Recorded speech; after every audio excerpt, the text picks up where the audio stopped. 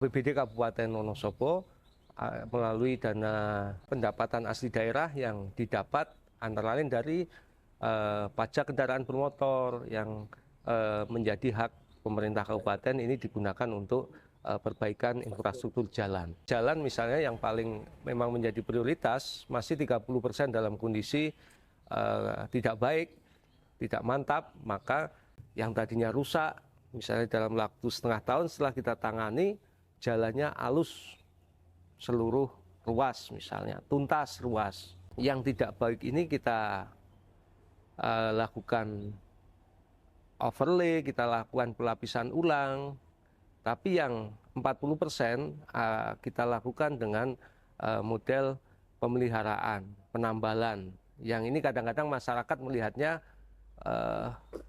tidak memuaskan masyarakat. Nah, itulah prioritas-prioritas yang kami lakukan. Sekali lagi, bukannya kami mengabaikan jalan-jalan yang rusak, tidak, tetapi mohon maaf, dengan anggaran yang ada, kami juga harus melakukan secara efektif dan efisien. Maka disitulah muncul prioritas penanganan. Sekali lagi, pemerintah tidak bisa berjalan sendiri, yang paling pas adalah sesarengan bangun Wonosobo.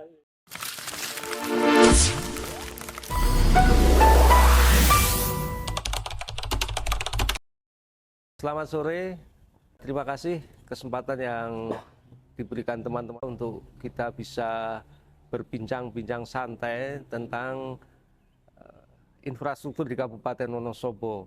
Dinas Pekerjaan Umum Penataan Ruang Kabupaten Wonosobo sebagai organisasi perangkat daerah yang bertanggung jawab atas pembangunan infrastruktur, pemeliharaan infrastruktur di Kabupaten Wonosobo. Pada 4 tahun terakhir ini telah berupaya melakukan peningkatan kualitas layanan infrastruktur terutama di bidang jalan maupun infrastruktur lain yaitu air minum dan sanitasi yang dalam 4 tahun ini kami berupaya keras untuk bisa melakukan peningkatan layanan. Dan alhamdulillah di akhir 2024 jumlah jalan dalam kondisi baik meningkat dari awalnya di angka 60 telah mencapai angka 70%. Dan tentunya kita tidak bisa puas dengan capaian itu karena masih ada 30% lebih, perkiraan di angka 30% infrastruktur jalan yang harus kita perbaiki di masa yang akan datang. Nah, di tahun 2025 ini secara nasional ada kebijakan prioritas pembangunan infrastruktur yang mengalami efisiensi secara nasional.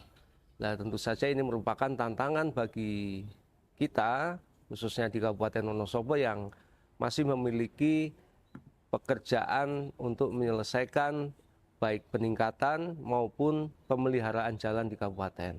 Hari ini memang alokasi anggaran dari dana alokasi khusus maupun dana transfer ke daerah lainnya mengalami penurunan, tetapi bukan berarti kemudian mengurangi semangat kami untuk melakukan pelayanan-pelayanan dengan cara yang lebih efisien. Misalnya ketika biasanya harus dilakukan peningkatan, maka di masa-masa dengan anggaran terbatas ini kami lakukan dengan cara pemeliharaan. Nah, ini tentunya membutuhkan pengertian bersama kepada seluruh masyarakat. Kalau 4 tahun lalu yang kita rasakan sebelum sesudah pembangunan sangat terasa. Yang tadinya rusak, misalnya dalam waktu setengah tahun setelah kita tangani, jalannya halus seluruh ruas misalnya, tuntas ruas. Maka hari ini kita lakukan efisiensi. Misalnya dalam 10 km jalan itu dalam kondisi tidak mantap, tidak baik, sebesar 60%. Maka yang tidak baik ini kita lakukan overlay, kita lakukan pelapisan ulang, tapi yang 40% kita lakukan dengan model pemeliharaan, penambalan. Yang ini kadang-kadang masyarakat melihatnya tidak memuaskan masyarakat. Karena yang namanya tambalan seringkali kemudian terjadi kalau kita naik kendaraan itu dirasakan ada gelombangnya. Nah ini yang kita perlu bersama-sama bahwa hari ini situasinya memang ada prioritas anggaran yang 10 tahun sudah berjalan adalah di infrastruktur, maka di tahun 2025 dan saya yakin tidak dalam waktu yang panjang, pasti pada saatnya ada pembiayaan infrastruktur ini juga akan menjadi prioritas kembali. Tetapi hari ini tentunya ada prioritas-prioritas pemerintah, dari secara nasional, ada MBG, ada program-program pemerintah pusat yang lain yang harus kita dukung semuanya, baik oleh pemerintah daerah maupun seluruh masyarakat. Nah ini saya kira perubahan dinamikanya adalah tadinya infrastruktur menjadi prioritas utama, hari ini bukannya diabaikan tetapi diefisiensikan.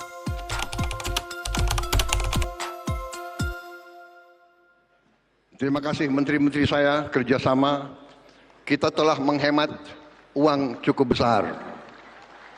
Baik, dengan kebijakan efisiensi anggaran, terutama transfer pusat ke daerah yang tahun ini cukup besar, terjadi khususnya Dinas Pekerjaan Umum Penataan Ruang. Jadi secara nasional memang transfer untuk pembangunan infrastruktur melalui dana alokasi khusus maupun dana alokasi umum mengalami penurunan yang cukup besar. Total di DPU saja hitungannya ada di angka 65 miliar.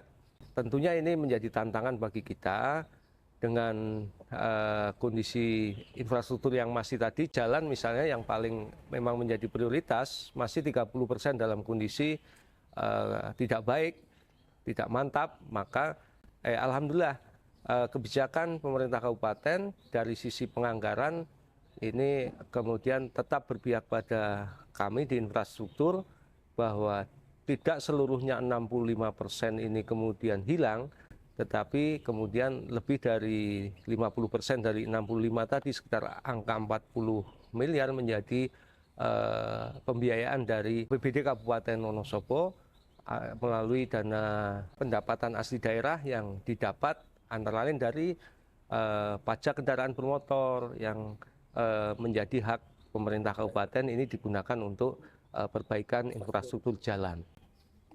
Nah, ini yang menjadi tantangan kita bahwa sekali lagi dengan anggaran yang terbatas ini perlu melakukan pelaksanaan kegiatan secara lebih efisien. Kami masih punya tenaga-tenaga pemeliharaan yang cukup banyak. Di lapangan hari ini terus bekerja sehingga satu, pencegahan terhadap kerusakan ini juga dilakukan. Contoh kecil adalah tidak membiarkan lubang misalnya. Karena kalau lubang kecil di jalan, hujan, dibiarkan, ini lama-lama akan membesar. Nah ini kami tuntut pekerja-pekerja kami, petugas-petugas kami di lapangan untuk lebih cermat untuk melakukan kegiatannya. Jadi lebih teliti dan segera bekerja untuk melakukan upaya-upaya pencegahan kerusakan yang lebih besar. Itu salah satu contoh langkah-langkah yang kita lakukan. Di sisi yang lain kita juga sejak bulan Februari ketika kebijakan ini menjadi kebijakan pemerintah pusat, kami terus berupaya untuk mengajak peran serta masyarakat. Kami yakin bahwa masyarakat Wonosobo masih memiliki kepedulian yang tinggi terhadap pembangunan infrastruktur. Artinya kalau ada tagline sesarengan bangun Wonosobo, nilai-nilai sosial yang dimiliki masyarakat Wonosobo masih memiliki nilai itu dan ini akan menjadi kekuatan kita dalam melakukan upaya pemeliharaan infrastruktur. Secara total, ruas kita di Kabupaten adalah sepanjang 965 km. Ya, hari ini sekitar itu yang menjadi tanggung jawab Kabupaten Wonosobo. Tetapi tentunya kita melakukan prioritas-prioritas penanganan, bahwa kami punya data yang cukup lengkap karena Kabupaten Wonosobo insya Allah menjadi salah satu kabupaten yang memiliki data jalan, kondisi jalan dalam kondisi up to date. Jadi kami ada sistem yang dibangun oleh pemerintah pusat dan kami harus menginput data, maka kami lakukan survei, pendataan. Kalau masyarakat melihat bahwa ada mobil-mobil PU yang jalan, kemudian ada personil kami yang mengukur, melihat kondisi, itu adalah bagian dari updating pendataan yang terus kami lakukan untuk bisa menganalisis prioritas kebijakan pembangunan jalan di Kabupaten Wonosobo. Pemeliharaan rutin salah satunya. Nah, itu yang terus kami lakukan, sehingga tentunya kami akan melakukan prioritas jalan dengan kondisi LHR atau lalu lintas harian yang tinggi.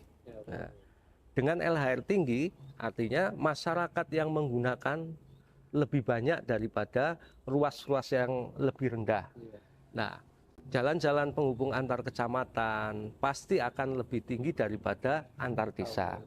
Sehingga kalau hari ini masih terjadi kasus-kasus yang viral misalnya di satu titik desa, kami pastikan bahwa itu adalah jalan dengan lalu lintas rendah.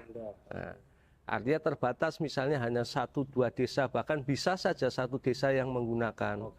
Nah, berbeda dengan yang ruas-ruas yang antar kecamatan yang tentunya kami lakukan terus monitoring untuk melakukan perbaikan-perbaikan secara cepat.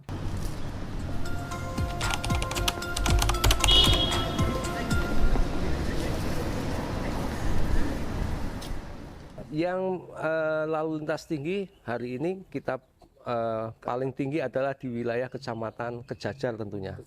Nah, karena hari ini yang menggunakan jalan-jalan di Kecamatan Kejajar, Garung, ini tidak hanya masyarakat Wonosobo, tetapi kunjungan wisatawan ini alhamdulillah 3 tahun ini dengan kondisi infrastruktur yang makin baik di wilayah itu, kunjungan wisata semakin meningkat. Otomatis di situ LHR juga pasti paling tinggi. Yang hari ini yang paling tinggi ada di Kejajar, tentunya kalau dulu ada segitiga emas, Kertek, Silomerto, Wonosobo. Ini menjadi juga prioritas-prioritas penanganan kami. Misalnya jalan dari Kertek ke Silomerto. Wah, ini kan digunakan juga sekali lagi tidak hanya oleh masyarakat Wonosobo, tetapi juga menjadi jalur alternatif selain jalan nasional yang menghubungkan Semarang dan Purwokerto atau dari Purworejo dan Purwokerto. Nah, itulah prioritas-prioritas yang kami lakukan. Sekali lagi, bukannya kami mengabaikan jalan-jalan yang rusak, tidak, tetapi mohon maaf, dengan anggaran yang ada, kami juga harus melakukan secara efektif dan efisien. Maka disitulah muncul prioritas penanganan. Seperti yang sudah kita lakukan menjelang Hari Raya kemarin, Idul Fitri, maka kami lakukan pemeliharaan di ruas-ruas yang menjadi jalur mudik, baik antar kabupaten maupun antar kecamatan. Nah, itu kami lakukan, alhamdulillah secara efektif kemarin dilakukan, dan mudah-mudahan juga bisa memberikan layanan yang baik pada saat mudik kemarin. Alhamdulillah tidak ada terjadi hal-hal yang kemudian menjadi masalah dalam rangkaian mudik Lebaran kemarin.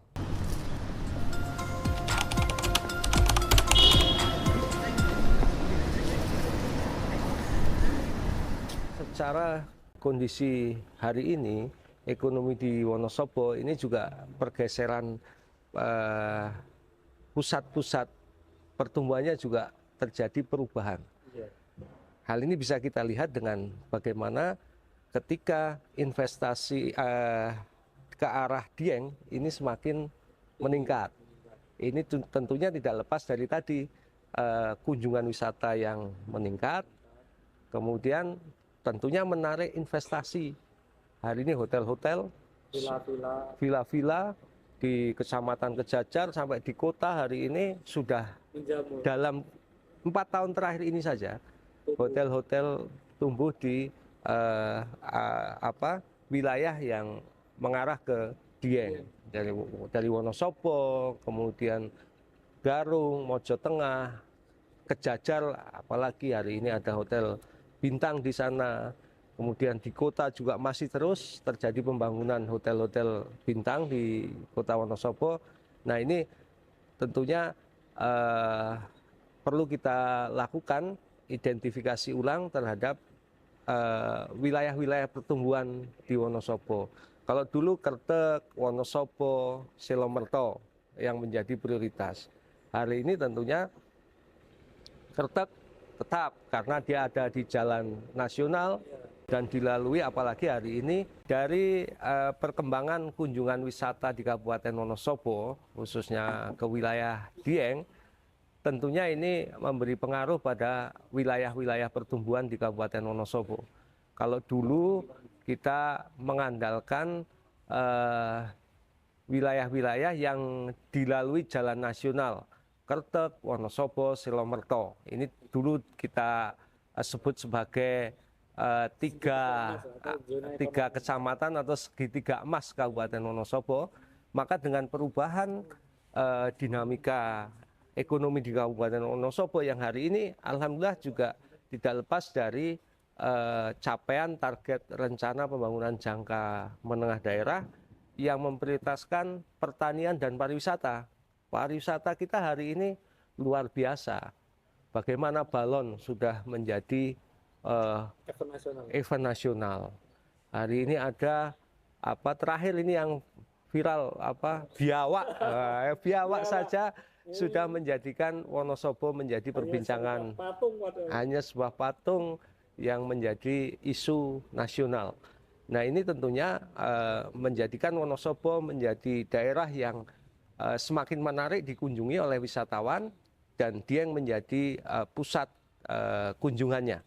Nah, ini akan mempengaruhi titik-titik pertumbuhan. Hari ini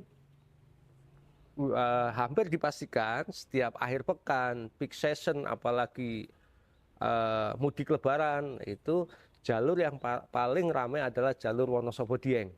Nah, ini tidak hanya peak season, setiap akhir pekan, bahkan alhamdulillah hari ini sudah menunjukkan indikasi tidak hanya di hari libur, tetapi di hari-hari biasa pun kunjungan wisata juga meningkat.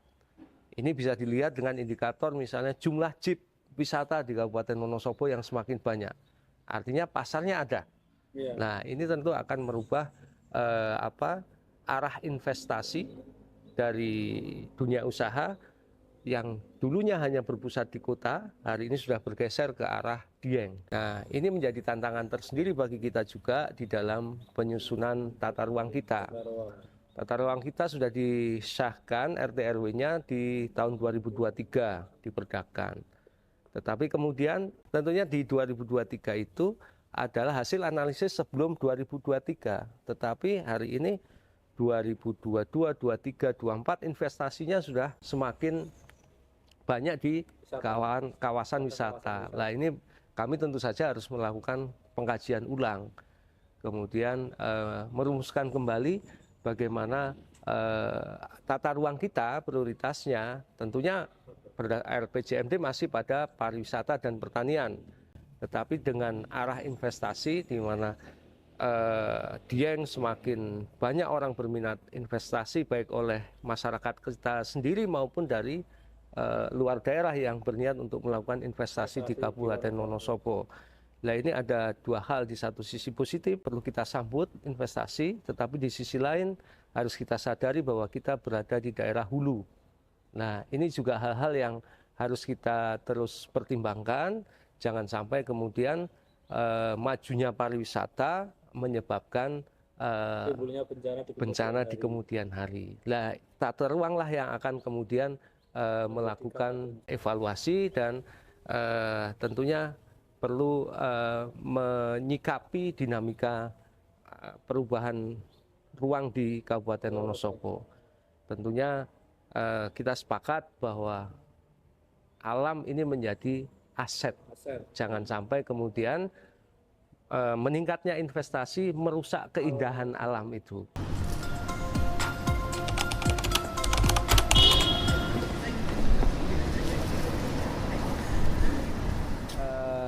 Dulu alun-alun Wonosobo memang steril dari pedagang. Nah, ini sekali lagi tidak lepas dari dinamika perkembangan pariwisata tadi. Hari ini kunjungan wisata tinggi, ini kan kalau peribahasanya ada gula ada semut. Nah, di sisi lain juga hari ini harus kita sadari bahwa tidak banyak alternatif ekonomi di Kabupaten Wonosobo. Sektor informal, termasuk salah satunya adalah pedagang kaki lima, ini menjadi salah satu andalan bagi sebagian masyarakat kita. Nah, tentunya ini menjadi pertimbangan juga bagi pemerintah Kabupaten Wonosobo, Pak Bupati, bagaimana ini ekonomi masyarakat tetap berjalan, tetapi tadi fasilitas-fasilitas umum yang misalnya alun-alun, ini ada dua pihak. Misalnya contoh beberapa waktu yang lalu, alun-alun Temanggung itu justru dibandingkan dengan alun-alun Wonosobo. Alun-alun Temanggung tidak seramai Wonosobo. Nah, itu ya, itu juga ternyata masyarakat Temanggung membandingkannya dengan Wonosobo. Nah, tetapi kalau di sisi kami juga tidak ingin rame kemudian kumuh, tidak tertata. Nah ini terus kita lakukan upaya-upaya. Ya kalau 2 tahun yang lalu misalnya pedagang PKL sudah kita tata di sebelah Masjid Jami. Ini kan bagian dari upaya penataan itu. Tapi sekali lagi ternyata serapan lapangan kerja di Kabupaten Wonosobo belum bisa kita harapkan. Maka tumbuhnya sektor informal ini menjadi salah satu tantangan bagi pemerintah untuk bagaimana mampu menyediakan ruang-ruang lain yang tidak mengganggu fungsi, misalnya ruang terbuka publik alun-alun, yang oleh sebagian masyarakat, sekali lagi ini ada yang pro dan kontra tentunya. Ada masyarakat yang kemudian menikmati alun-alun tidak hanya untuk jalan kaki, tetapi untuk jajan, ngopi-ngopi. Untuk ngopi-ngopi. Hari ini bagaimana tumbuhnya misalnya pedagang kopi keliling di Wonosobo, itu kan menjadi salah satu indikasi bahwa pasarnya ada. Nah, tentunya kami di Dinas PU maupun teman-teman Dinas Lingkungan Hidup yang mengelola alun-alun tentunya juga melakukan berbagai pertimbangan-pertimbangan untuk sekali lagi pada prinsipnya kita tidak ingin alun-alun kemudian kumuh. Tetapi bukan berarti melarang pedagang, terutama di momen-momen tertentu, misalnya hari Minggu ada event, justru kebijakannya adalah longgar. Ini karena menjadi sekali lagi sentra ekonomi baru di Kabupaten Wonosobo. Nah tentunya tantangan kami bagaimana kemudian untuk mendesain ulang alun-alun, menyiapkan lagi tempat-tempat untuk pedagang kaki lima yang tidak mempengaruhi keindahan dari alun-alun Wonosobo.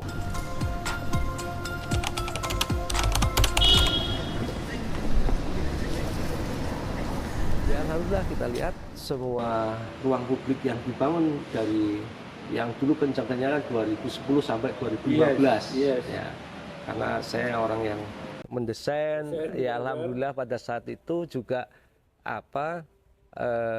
dari pusat juga ada program-program yang kemudian sifatnya untuk taman dan alhamdulillah Wonosobo mendapatkan prioritas anggaran pada saat itu, sehingga pada saat itu memang taman-taman dibangun banyak hasil jualan program kita ke pusat, bukan dana dari APBD tetapi dana dari pusat. Alhamdulillah perkembangannya semua taman hari ini terpelihara dengan baik, dimanfaatkan dengan baik dan menjadi titik-titik kegiatan masyarakat dari olahraga pagi sampai tadi.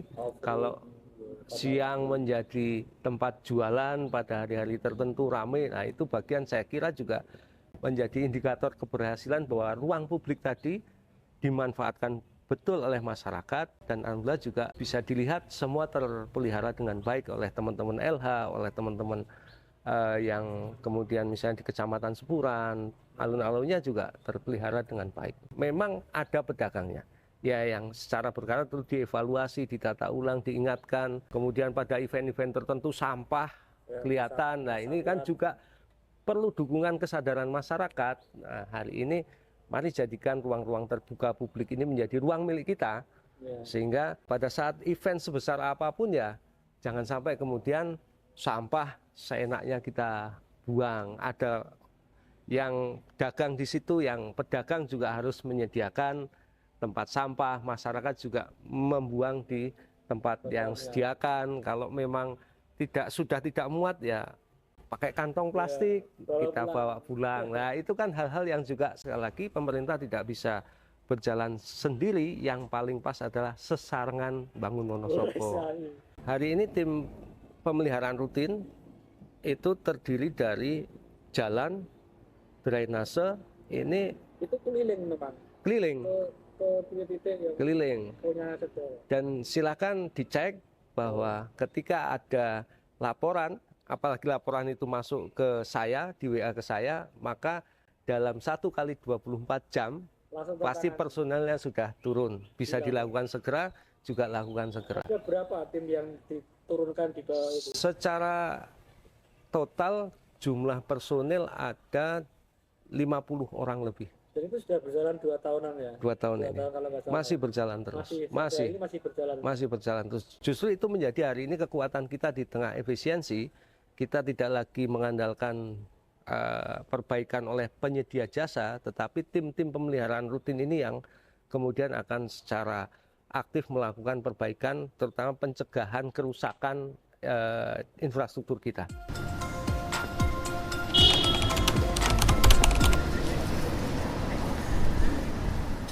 Jadi selain jalan, air minum sanitasi, sumber daya air menjadi juga salah satu tupoksi di Dinas Pekerjaan Umum. Nah, hari ini yang ketahanan pangan menjadi prioritas nasional.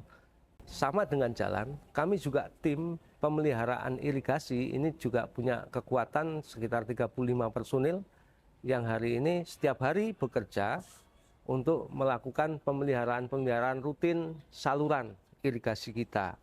Misalnya kalau irigasi ini setelah hujan pasti akan ada endapan, ya kadang-kadang ada sampahnya. Nah itu yang kemudian tugas tim-tim kami untuk melakukan upaya penanganan secara cepat, tentunya dengan mengandalkan sumber daya manusianya dulu. Sekali lagi hari ini ketika membangun tidak bisa, maka yang dilakukan adalah memelihara tadi. Maka kalau kami punya tagline di depan kantor kami, tata bangun jaga, maka jaganya ini yang harus lebih di depan. Kalau kemarin di 4 tahun kemarin tata bangun jaga ya, bangunnya berkurang, jaganya yang harus diperkuat. Saya kira strategi kami di menghadapi efisiensi tadi, jaga menjadi pemeliharaan menjadi salah ujung tombak kami dalam mempertahankan layanan infrastruktur di Kabupaten Wonosobo. 4 tahun terakhir kemarin sudah cukup besar investasi, ya bantuan langsung ke masyarakat, air minum, sanitasi terutama hari ini capaiannya di 60% sudah disanitasi, aksesnya, sanitasi layak. Nah, ini yang kemudian di efisiensi pas tahun ini memang kemudian kegiatan air minum dan sanitasi dari transfer pusat sama sekali tidak ada. Kembali bahwa kami yakin bahwa ada kekuatan masyarakat yang kita miliki. Kalau kemarin tentunya bantuan langsung ke masyarakat itu kita prioritaskan kepada masyarakat miskin, kemudian stunting, kita beri bantuan langsung. Tetapi kesadaran sanitasi ini kan tidak hanya pada masyarakat miskin. Jadi di antara kita, di masyarakat kita sendiri, dari sisi ekonomi itu sudah cukup mampu, tapi kesadarannya belum ada. Maka di efisiensi ini yang kita sasar justru yang golongan-golongan yang mampu tadi, yang bisa membiayai infrastruktur sanitasinya sendiri. Septic tank, saya kira harus sudah menjadi kebutuhan kita. Kita lakukan dengan bangunan baru, perumahan, ini tentu menjadi salah satu indikator dari perizinan. Tetapi di bangunan yang sudah ada, upaya-upaya sosialisasi, meningkatkan kesadaran masyarakat, melalui promosi yang kita lakukan bersama-sama dengan Dinas Kesehatan, dengan PKK, dan organ-organ lain di Kabupaten Wonosobo, ini akan menjadi ujung tombak kita. Sekali lagi ya jangan eman-eman lah untuk membangun septic tank, sanitasi, karena itu kan untuk juga menampung kotoran kita, bukan kotoran orang lain. Nah, ini yang juga harusnya kalau kesadaran masyarakat meningkat. Sekali lagi tadi bantuan pasti akan diprioritaskan pada masyarakat yang miskin, tidak mampu. Tetapi ada yang mampu, nah bahkan syukur-syukur sudah ada yang mampu bisa bangun sendiri. Kita akan sasar lagi.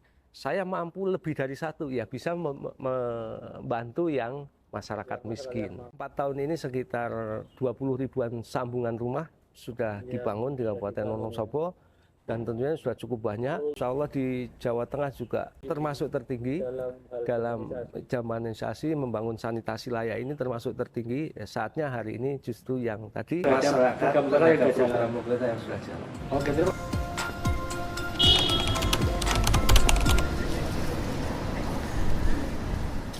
Ya, jadi saya cukup lama bekerja di PUPR, 22 tahun di PUPR Kabupaten Wonosobo. Dari pengalaman tadi, saya mencoba mencermati apa sih keinginan masyarakat, kebutuhan masyarakat yang utama, ya tentu jalan. Maka kalau ditanya prioritas hari ini ya, kami sangat ingin untuk menyelesaikan. Kalau secara nasional itu sudah 80% mantap, Jawa Tengah juga di atas 80%, maka Wonosobo targetnya juga 80% di atasnya. Nah, dalam 5 tahun ini targetnya saya kira itu. Mantap dalam kondisi yang mudah, jalan alus. Nah, jalan alus itu di 80%. Saya kira itu prioritas pertama kita, karena itu kebutuhan masyarakat yang mempengaruhi dinamika kehidupan masyarakat yang lain. Ini ada kurang berapa ratus kilo yang kurang mantap, Pak? Sekitar 300 kilo. Yang kurang mantap, Ya. 900 sekian kilo tadi. Ya, kemudian yang berikutnya tadi dengan kunjungan wisata yang tinggi, sekali lagi kita jangan sampai kemudian justru terjadi pemanfaatan ruang yang kemudian tidak sesuai, yang tadinya alam yang bagus tidak menarik, hanya kunjungan masyarakat menurun, wisatawan menurun, ini kan kerugian bagi kita. Maka ya perlu kita lakukan kembali menata kota kita. Ya saya sangat, kalau Jogja punya Malioboro, kan hanya jalan yang ditata, menarik orang, kemudian jualan di kawasan, atau kalau dulu di sepanjang jalan, kalau hari ini kan ditata. Nah, kemudian tidak harus wisata alam, tetapi kota menjadi salah satu tujuan wisata yang menarik. Di situ ada kuliner, di situ ada tumbuhnya UMKM. Nah itu saya pribadi bermimpinya dengan kunjungan wisata yang tinggi. Sudah saatnya Wonosobo punya Malioboro. Ya terakhir izin saya sampaikan yang paling penting, mari di situasi apapun, kondisi apapun, sesarengan bangun Wonosobo.